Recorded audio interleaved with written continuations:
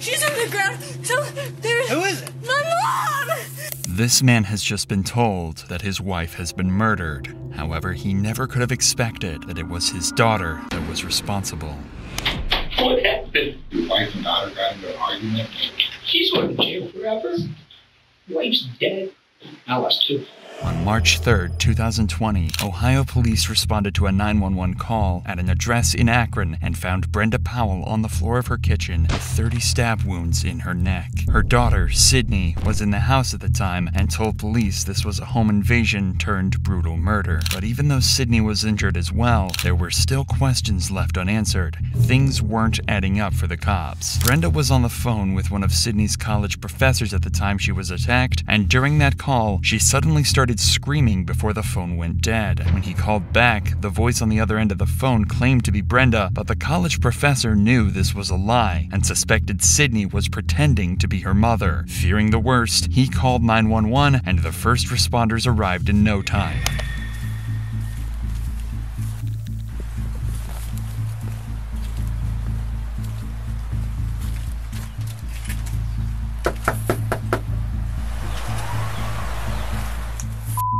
This scream, combined with being called to the location, is enough probable cause for the police to forcefully enter the home. And this is what was waiting for him when he walked inside the house. Akron Police! Akron Police!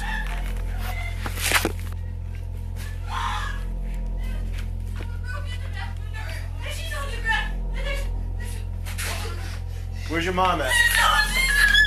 Okay, stay right here. No, there's so much blood. No, please. Man! She's Grab her. Take her. recording now. No. Stop! Hold on, we gotta figure out what's going on. Can you sit down? R9, get that 32 rolling here quick. We got a female down, blood all over the place. Sergeant Smart, you just got a crime scene. Take her outside. You got it. She's blood all over. I don't know if she's breathing. Secure the scene. She looks like a 22. She looks like she's been down for a while. There's blood all over the place. There's a knife by her head and stuff like that, and there's a huge pool of blood. No, I think she just walked in on it. There's a broken window in the back, so if you can just put up some crime scene tape. As soon as AFD gets here, they're going to pronounce her, I'm sure. It turns out Brenda hasn't just been stabbed. She's also been hit over the head with an iron skillet, and her injuries are so devastating that her life hangs in the balance. Stop! Hold on, we gotta figure out what's going on. Come on. Is she gonna be okay? Come on. I don't... Come on. You just need to cooperate with me, all right? I want my dad. Huh? I want my dad. What happened? What's going on? What's going on? We heard a bang. We heard a bang. And she told me to get out. And then I heard screaming. So I came back and she was on the ground. Okay, you heard a I ran out bang. back. There was a bang. Someone broken. What is your name? Sydney. Are you cut? I don't think so. Yeah, you're cut somewhere. I don't think so. Yeah, your hand. No, I was helping her. I grabbed her. All right, stop. I grabbed the knife. Yeah. What's going on? I don't know. We just got I'm the dad. Okay, Sydney. what's... I don't know. Okay. I don't know. Sydney appears to have been injured as well, is suffering from shock, and struggling to hold herself together. Even the arrival of her father, Steve Powell, doesn't calm Sydney down. Police need to lock down the crime scene and try to figure out exactly what's happened. The back window's broken in! So you're gonna have to... Daddy! She's inside there, so... I don't know! There Go was check so much this lady in the blood! house, okay? She's got minor cuts. Inside the house, there's a broken window and the knife used to stab Brenda. But something isn't quite right, as the broken window had blood dripped on the outside of it, leading police to conclude it could have only been broken after Brenda had been stabbed. However, Sydney claimed that the intruder used the window to enter and was broken before the attack, leading to the first of many inaccuracies in her story. Interesting. Somewhere that's not you. Okay, do we know who, where, which way? I bet it's the younger guy. I'm looking through here and I can see pictures. And there's a whole basement setup for what looks. Yep. Hey, sorry, I'll call you right back. Bye. All right, let me go report that. Yeah, there's guys in the mail. It's probably her brother.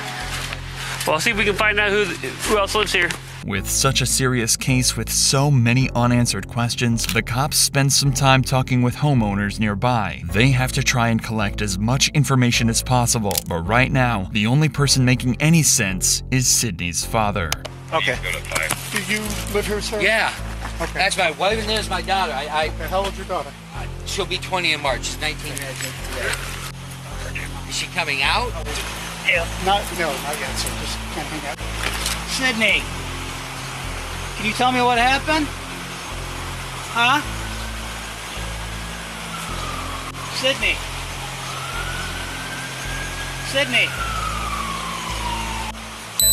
On its way? Yeah, it's coming. From where? Yeah, that's them right there. I can hear them.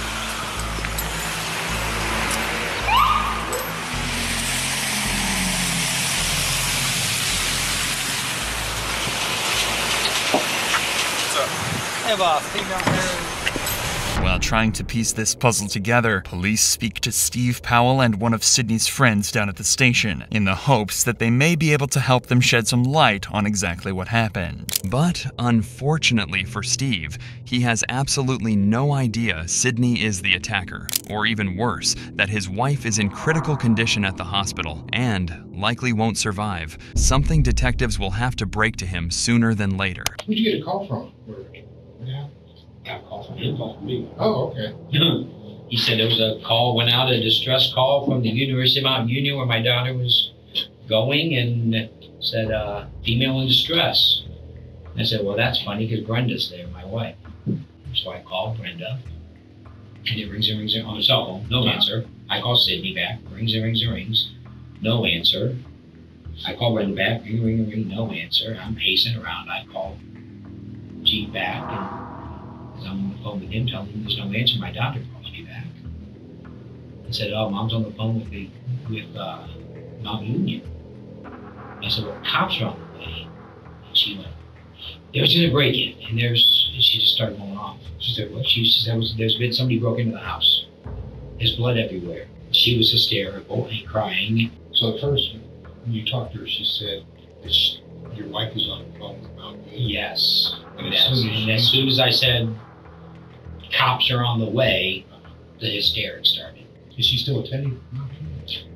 Well, as far as we knew up until today, yes, but apparently not for the last, I don't know, maybe couple weeks. What Sydney hadn't told her parents was that she'd been kicked out of college weeks before this happened, and had been lying to them ever since. But she did tell her friends, including Lauren, who lived in the same dorm. Now, we understand that Sydney was your roommate at Mount Union? Yes, she was for last year and then this year until she left.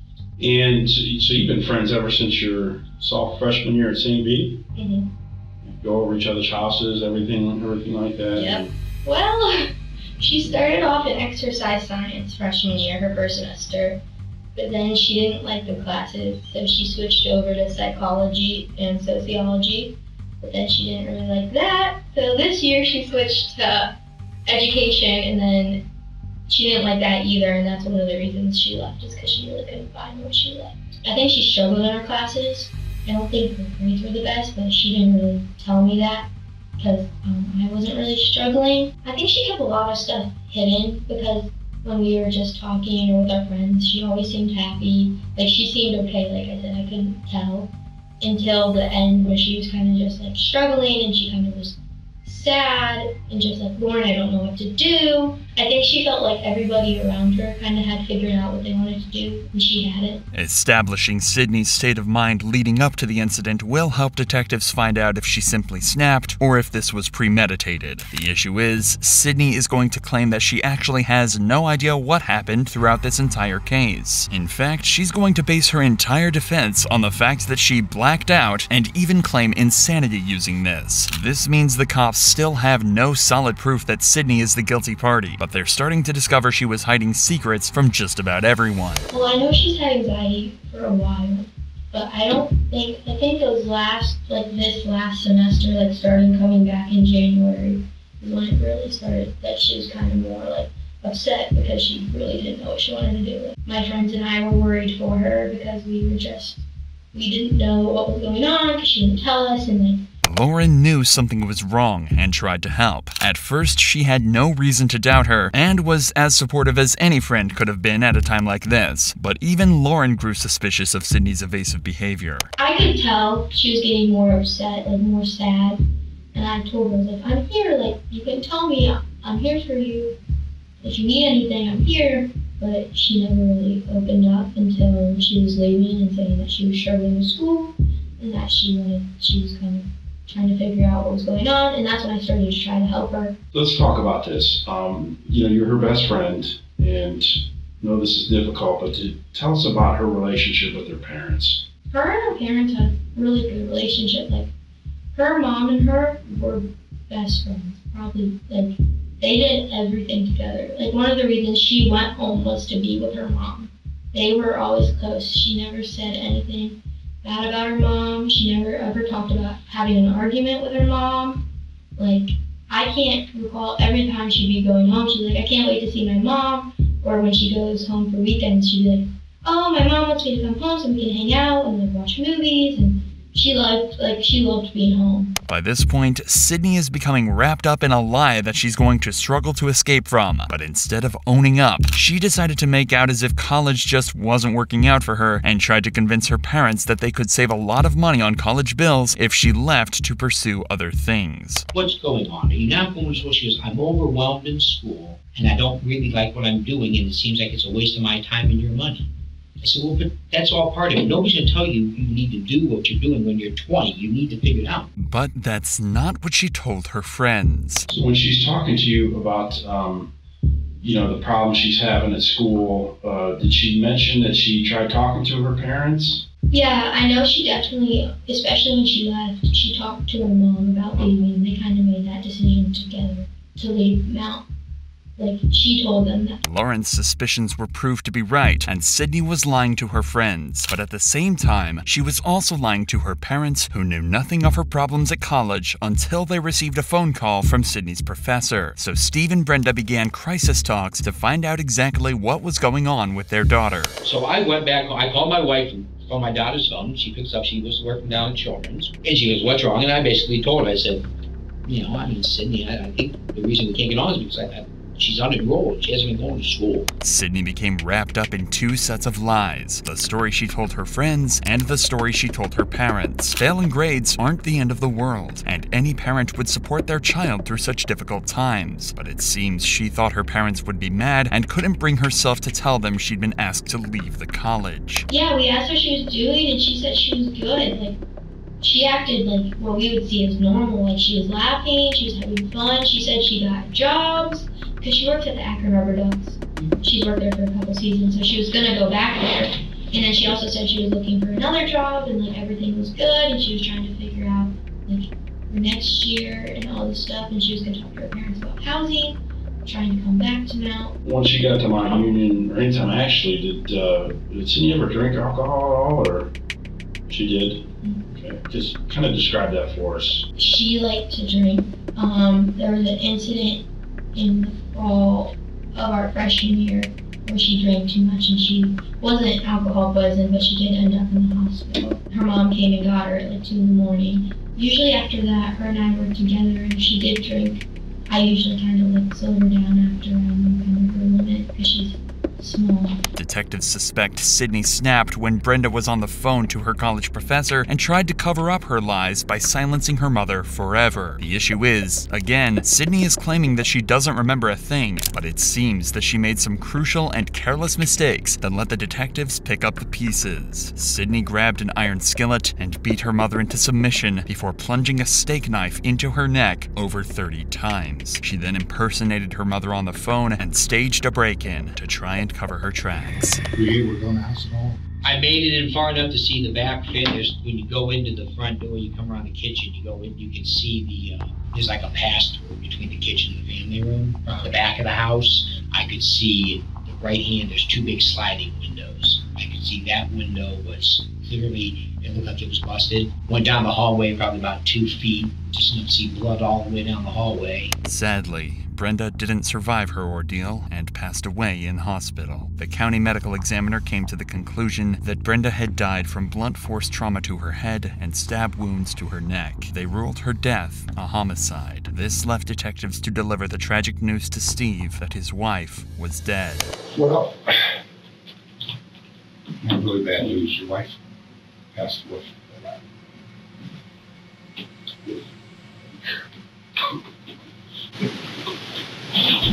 Detectives investigated Sydney's claims that an intruder was responsible, but their findings didn't seem to match her story, and the evidence was painting a different picture altogether. This left detectives with one final devastating task to carry out: telling Steve that his own daughter killed his wife. What happened? I don't think someone broke into the house.